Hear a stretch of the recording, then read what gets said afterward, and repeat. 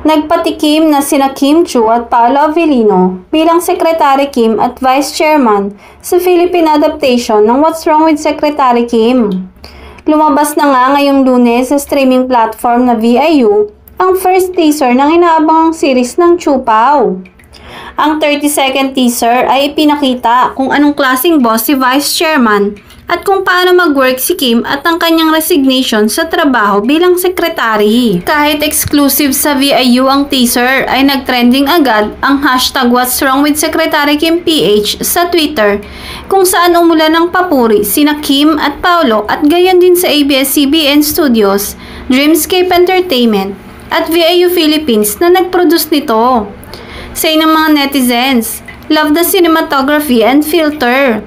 Looks classy and well-made. Excited for the premiere.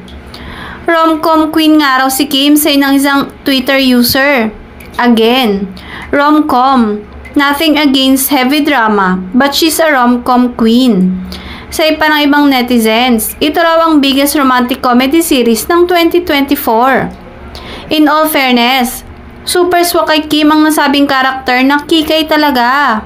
Kaya naman, excited na rin si Paolo na gampanan ng karakter niyang si Mr. Vice Chairman na may pagkaseryoso pero malambot din ang puso.